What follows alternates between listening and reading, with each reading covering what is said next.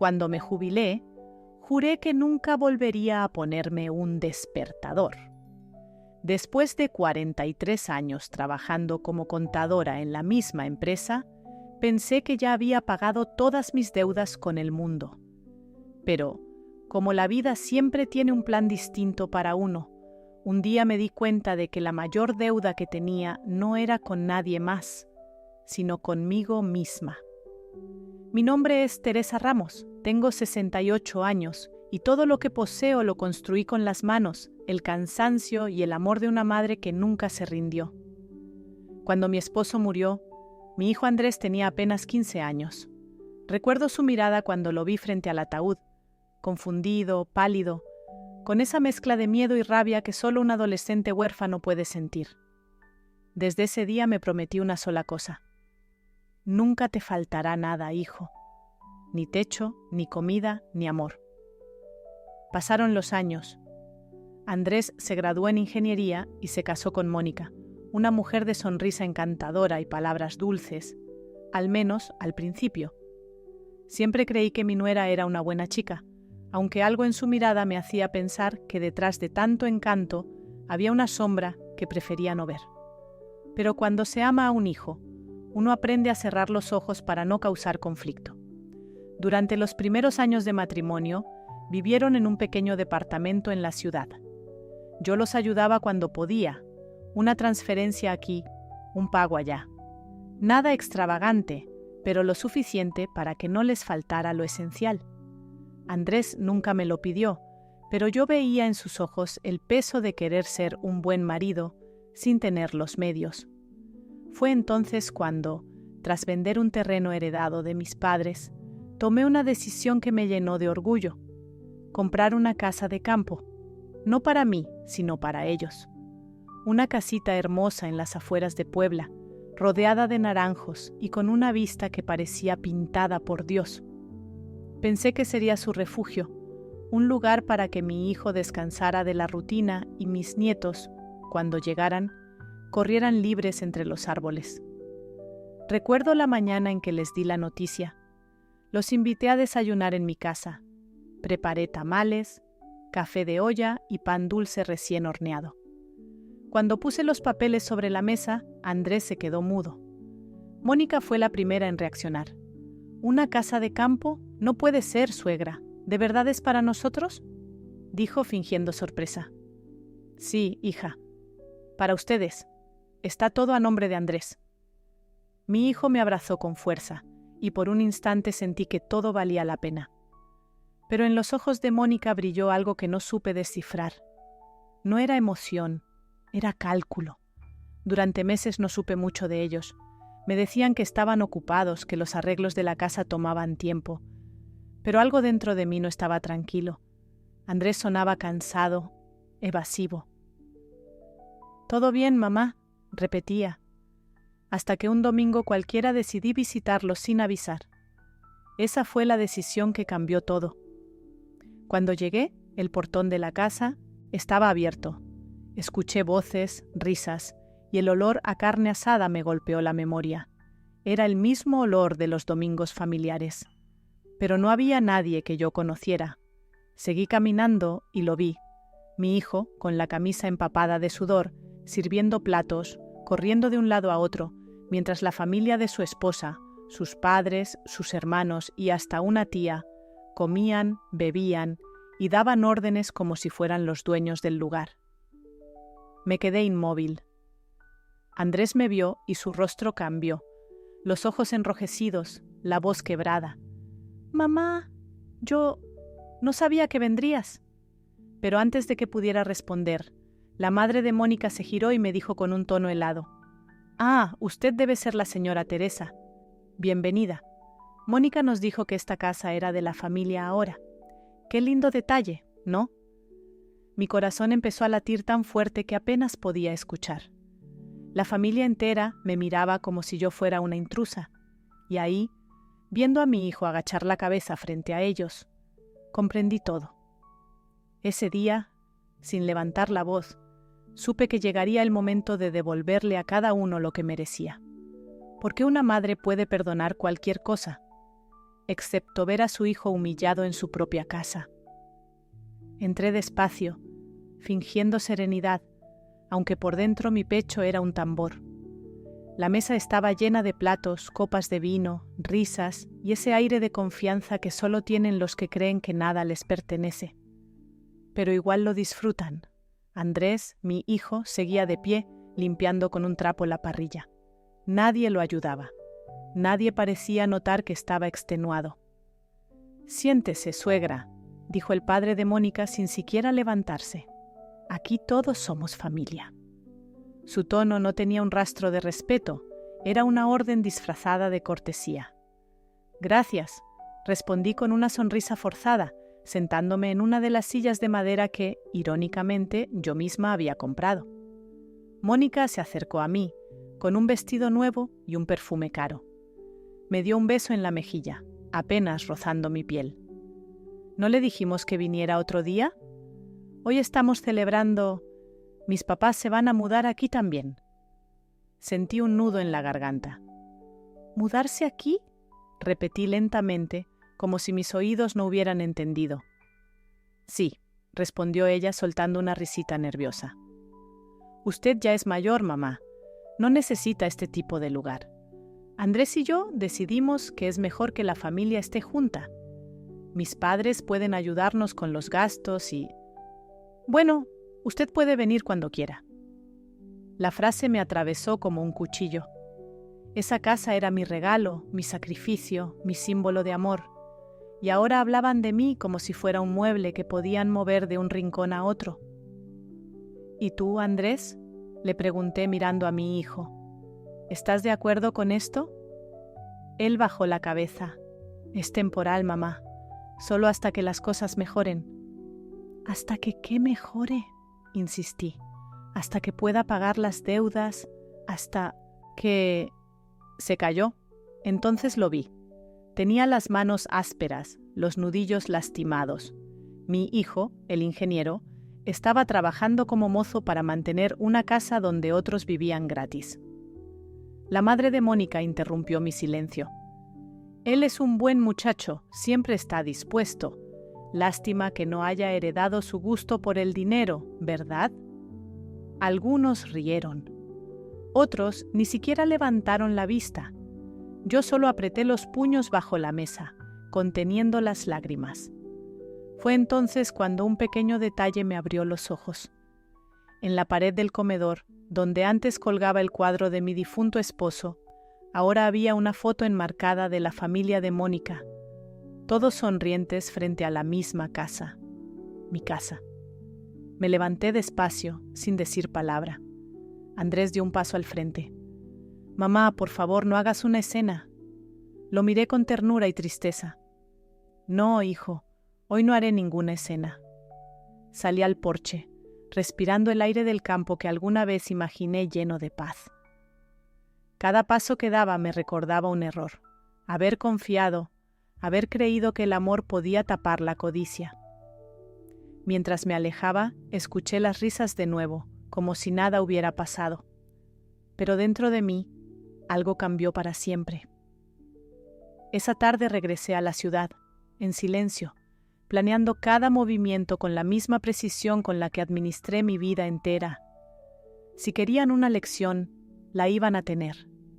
Esa noche, al llegar a mi departamento, me quité los zapatos y me miré en el espejo. Tenía los ojos hinchados, pero no por el llanto. Yo no había llorado. Eran los ojos de alguien que por fin había despertado. Encendí una vela, serví un poco de té y abrí el viejo cuaderno donde guardaba todas mis cuentas. En cada página había una historia.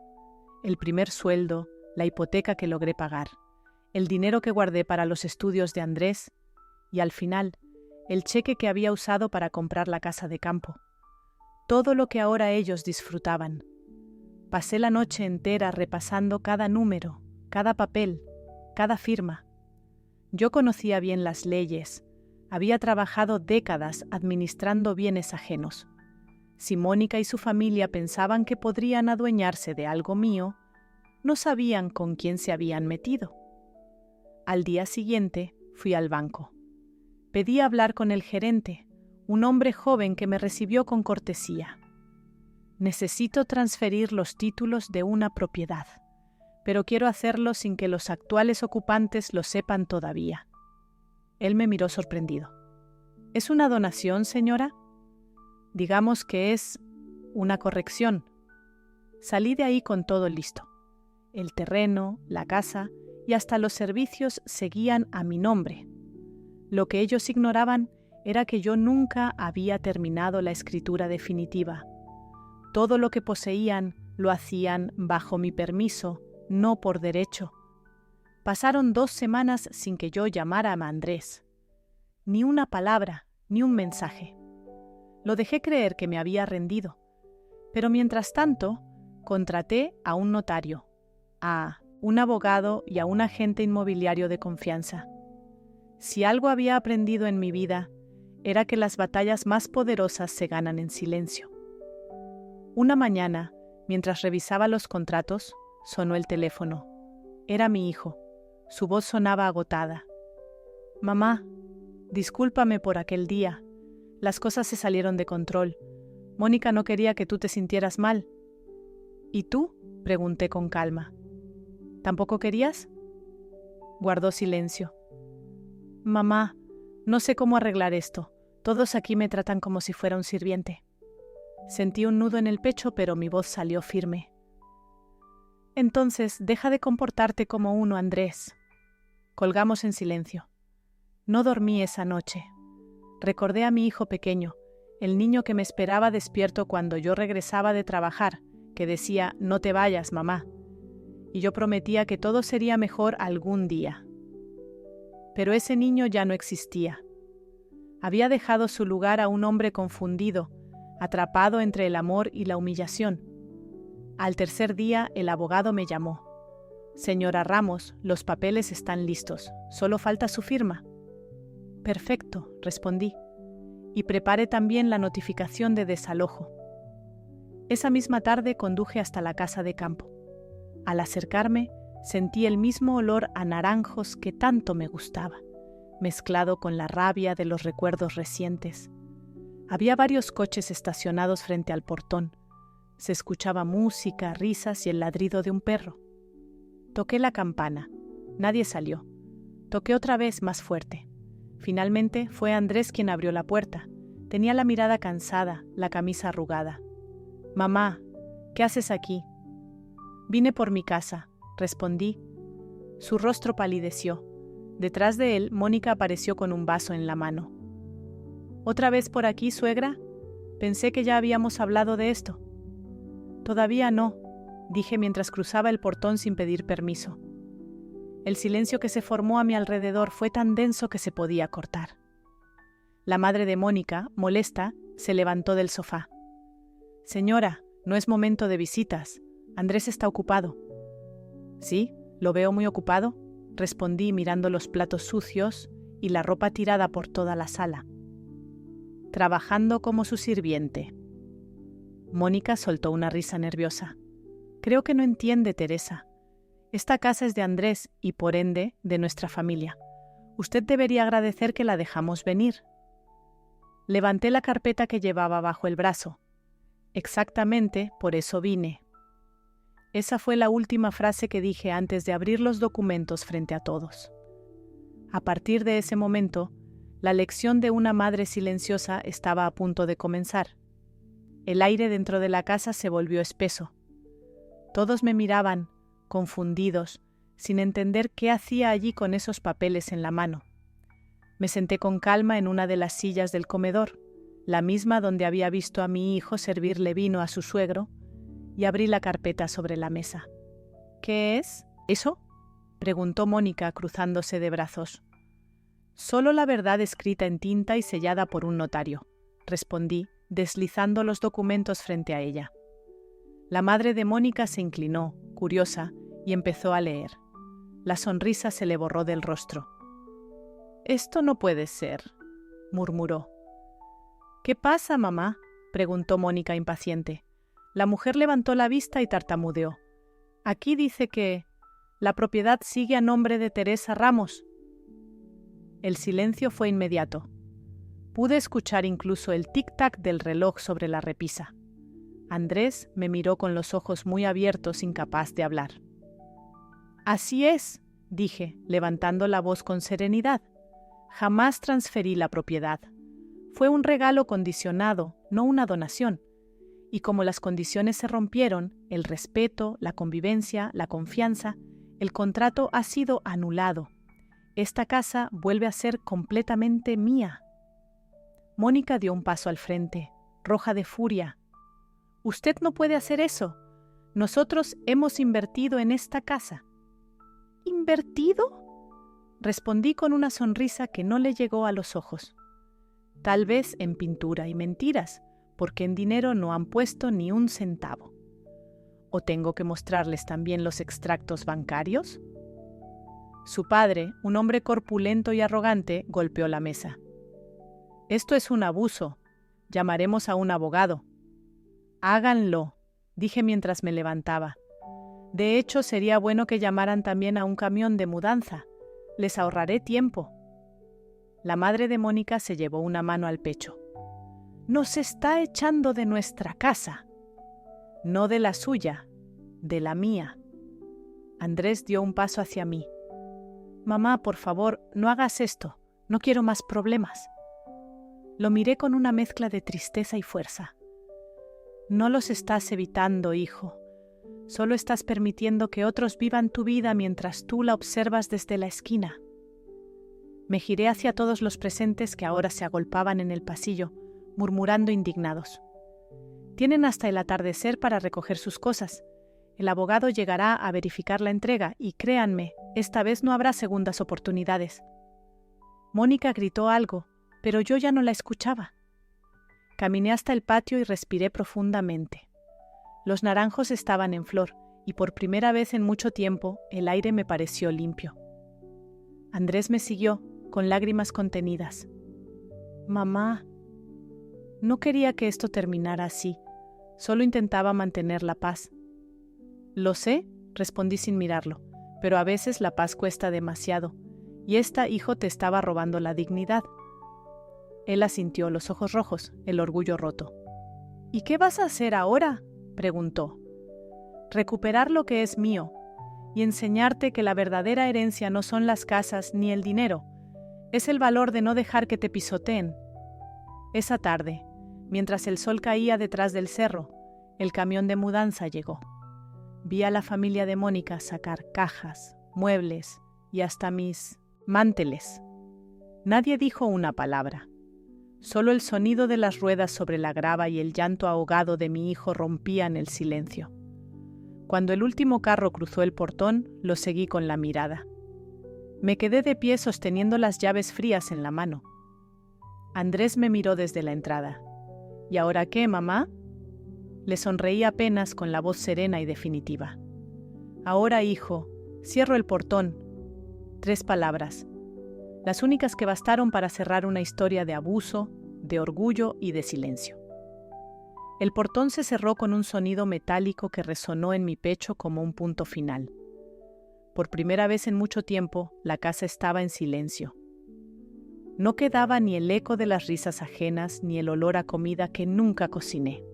Solo el aire limpio, las hojas de los naranjos moviéndose con el viento, y mi hijo, quieto frente a mí, con los ojos rojos y las manos vacías.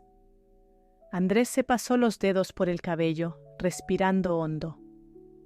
«Mamá, no sé cómo mirar a Mónica después de esto». «Empieza por mirarte a ti, hijo», le respondí. «A veces uno se pierde tanto tratando de ser el hombre que otros esperan, que se olvida de ser el hombre que prometió ser». Nos sentamos en la banca del jardín. A lo lejos los pájaros cantaban entre los árboles. Era extraño. La misma casa que una semana atrás me parecía un lugar de humillación ahora se sentía en paz. «Mamá, yo pensé que hacías todo esto por orgullo».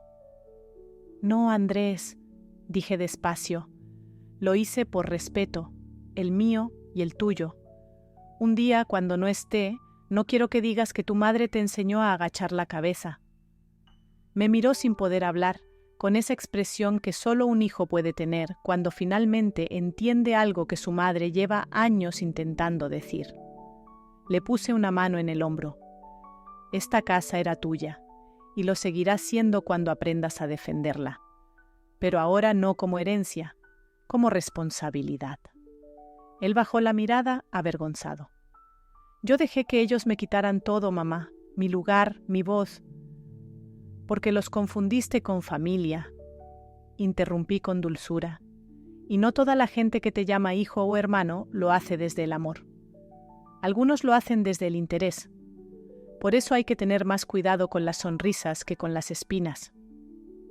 El sol empezaba a bajar, tiñendo el cielo de naranja. Andrés se levantó y caminó hacia la entrada. Miró los muros, el portón cerrado, y suspiró.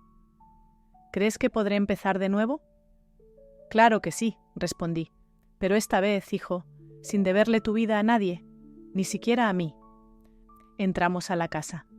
Las habitaciones aún tenían el olor de la familia de Mónica, pero cada rincón parecía recuperar su identidad poco a poco. El cuadro de mi difunto esposo seguía guardado en el closet. Lo saqué. Le quité el polvo con un paño y lo colgué otra vez en el comedor. Bienvenido de vuelta, Ricardo, murmuré. Por fin, nuestra casa vuelve a ser hogar. Andrés observaba en silencio. Luego me ayudó a limpiar, a ordenar los muebles, a tirar los objetos que no nos pertenecían. Pasamos horas sin hablar, pero nuestras manos decían todo. Cuando anocheció, me preparó café. Lo tomamos en la terraza, mirando el cielo oscuro. Mamá, no sé cómo agradecerte. Con hechos, no palabras, le dije. Mañana quiero que vayas al banco con el abogado. Pondrás esta casa a tu nombre otra vez, pero con una condición. ¿Cuál? Que jamás permitas que nadie viva aquí sin respeto, ni siquiera tú. Él asintió, y sus ojos, por primera vez en años, no mostraban miedo ni cansancio, sino determinación.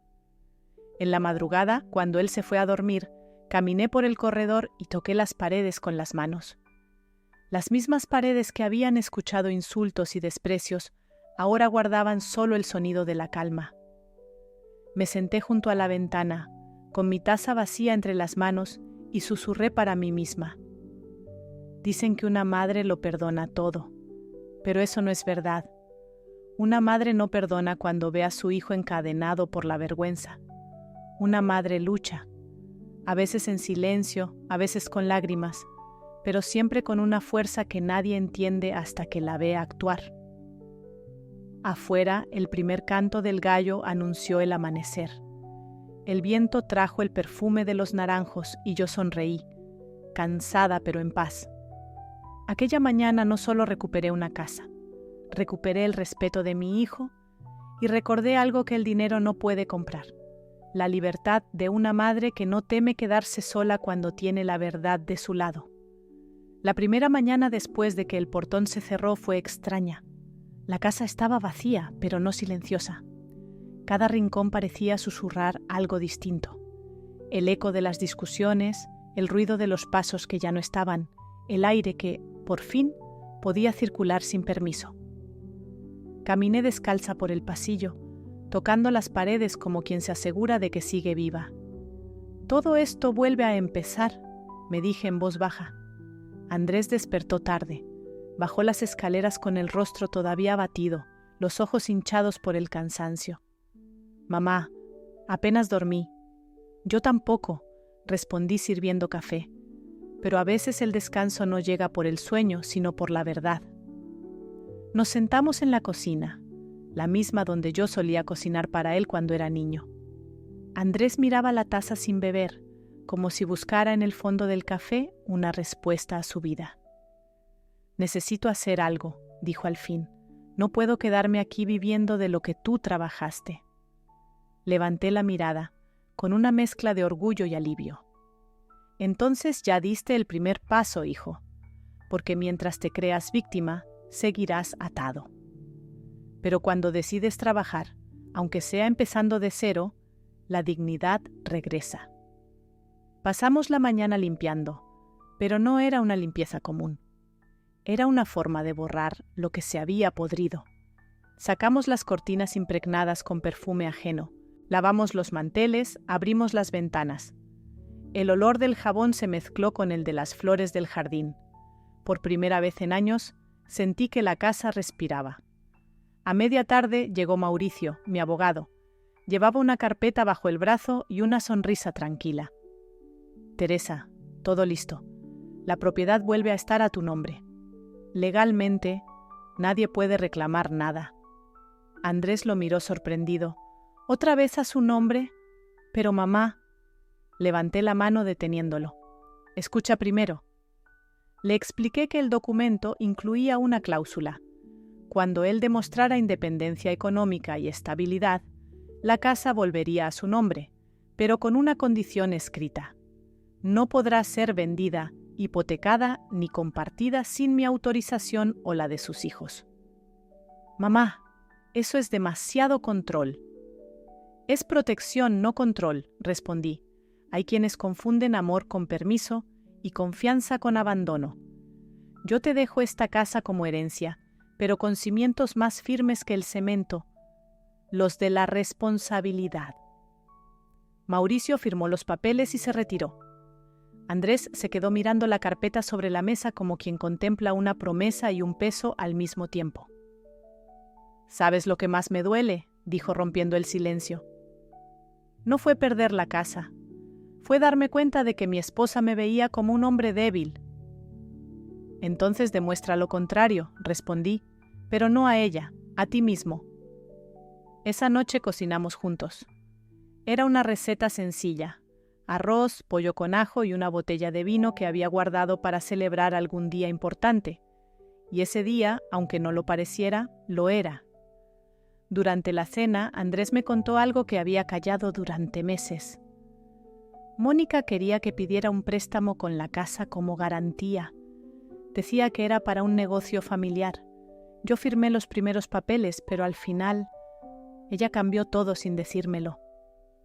Me quedé helada. ¿Qué cambió? Quería poner la propiedad a nombre de su padre. Sentí un escalofrío recorrerme la espalda. Todo encajaba. No era solo ambición, era un plan completo. Una trampa legal disfrazada de matrimonio. ¿Y si no hubieras reaccionado? Nos habrían dejado en la calle, dijo él con voz rota. Tomé su mano y la apreté con fuerza. Por eso actué, hijo, porque cuando la injusticia entra por la puerta, la dignidad no puede salir por la ventana. Cuando terminó la cena, salimos al patio. El cielo estaba despejado y el aire olía a tierra húmeda.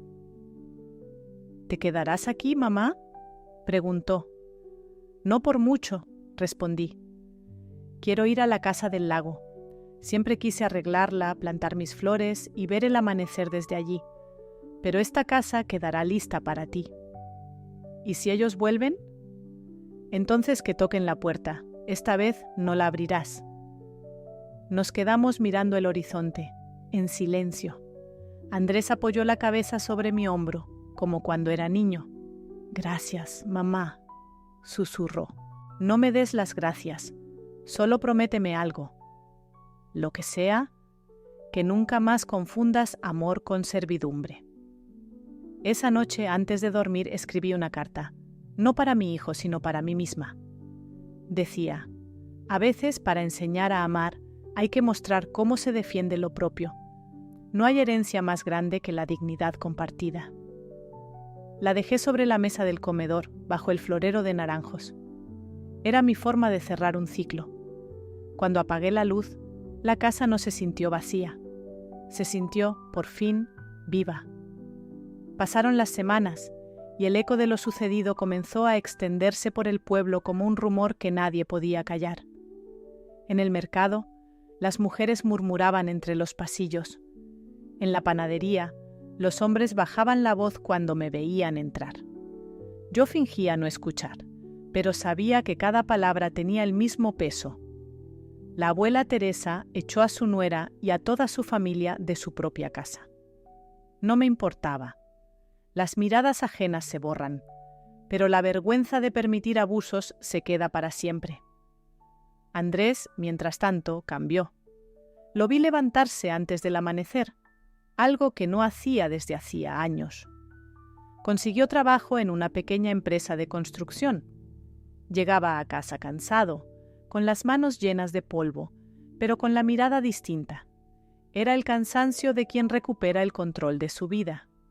«Mamá», me decía sonriendo con timidez, «me ofrecieron un ascenso si sigo así unos meses». «Te lo dije», respondía yo, limpiándole el polvo del hombro. «El trabajo no solo da dinero, también te devuelve el alma». Mientras tanto, su exesposa, Mónica, desapareció de los círculos sociales que tanto la habían enorgullecido.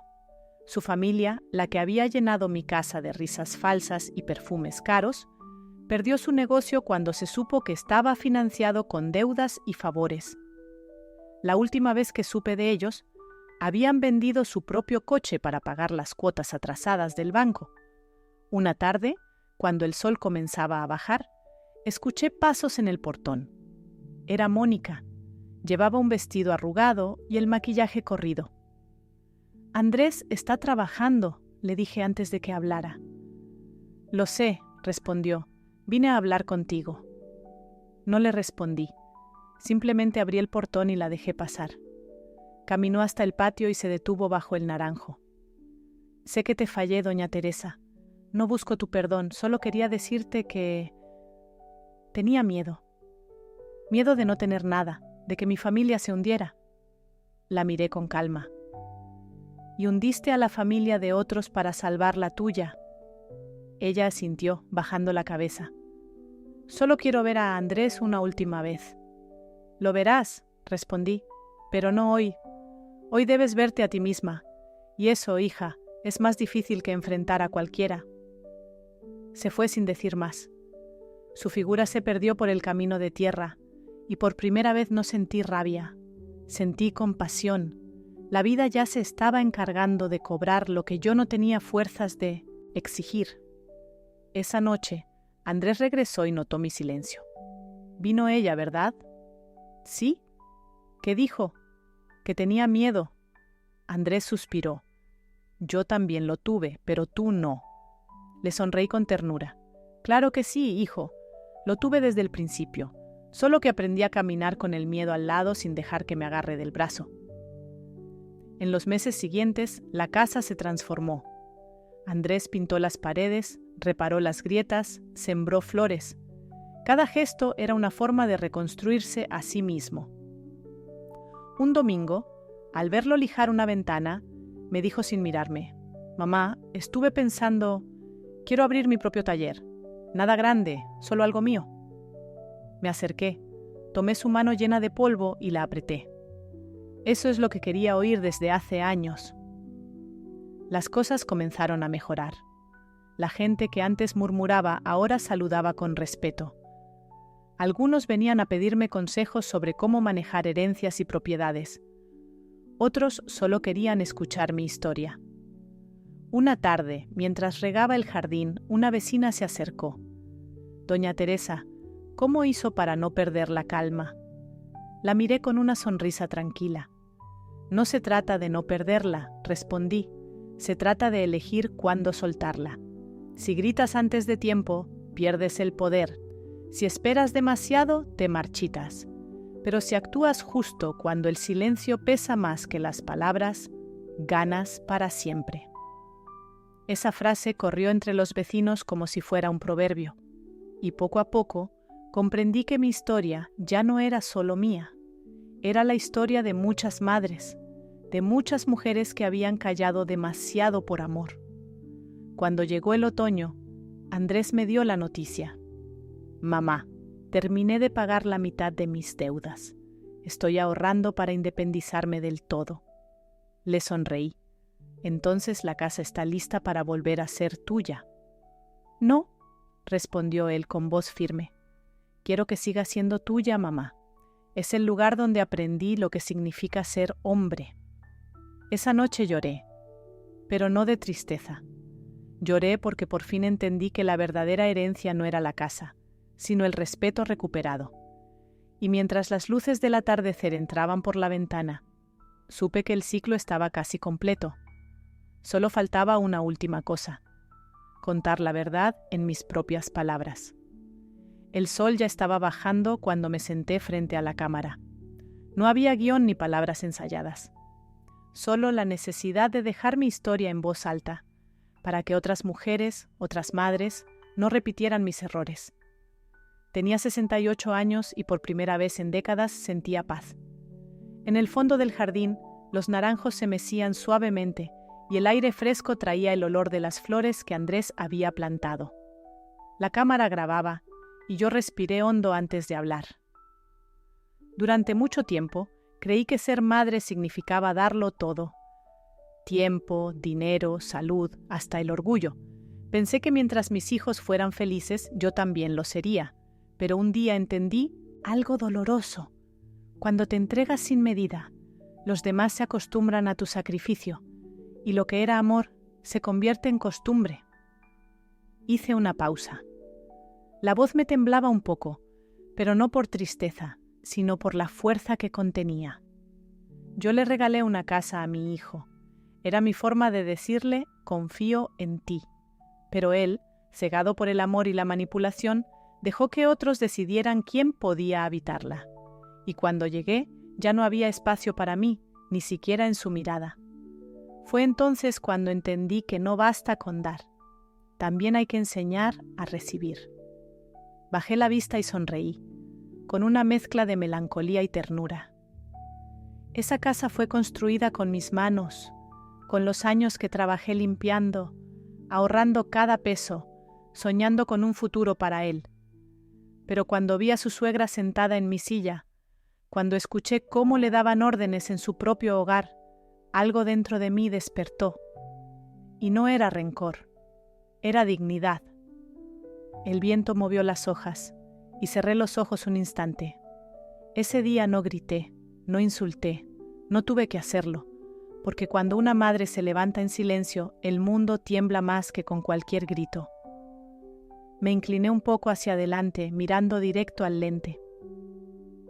Recuperé la casa, sí, pero lo más importante, recuperé a mi hijo, y lo hice sin venganza, sin rabia, solo mostrándole que el respeto no se impone, se enseña, que el amor sin límites no es amor, es esclavitud. Tomé una pausa larga. Mis manos temblaban sobre el regazo. Mónica y su familia desaparecieron, pero yo no guardo odio. La vida, tarde o temprano, pone a cada quien en su lugar. A veces uno cree que la justicia viene del cielo, pero no. La justicia viene de las decisiones que tomas cuando todos creen que estás derrotada. A mi alrededor la luz del atardecer se tornaba dorada. El jardín parecía más vivo que nunca. Andrés cambió. Trabaja, sonríe, se levanta temprano, cocina los domingos. No hay día que no me agradezca haberlo despertado a tiempo. Y yo le agradezco a Dios haberme dado la fuerza para hacerlo sin destruirlo. Porque hay una línea muy fina entre corregir y humillar, entre salvar y controlar. Y solo una madre que ha sufrido sabe caminar sobre esa línea sin caerse. Una lágrima escapó de mis ojos, pero no la limpié. Si estás escuchando esto y eres madre, quiero que recuerdes algo. No te sientas culpable por decir basta. No te sientas egoísta por elegirte. Criar no es cargar. Amar no es anularse. Y darlo todo no significa perderte en el camino. Me incliné hacia atrás y respiré profundo.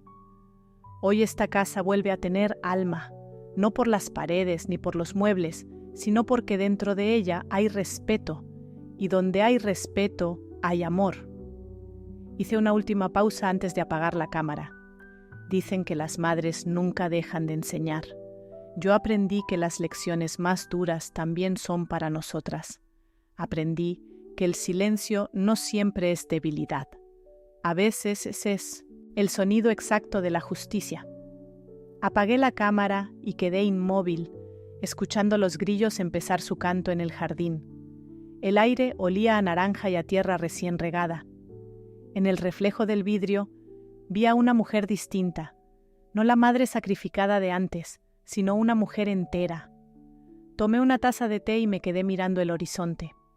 El portón seguía cerrado, pero ya no como un símbolo de ruptura, sino de protección. Lo que una vez fue escenario de dolor, ahora era refugio. Y mientras la noche caía sobre el patio, susurré para mí misma: la casa vuelve a ser mía, pero más importante aún, yo vuelvo a ser mía.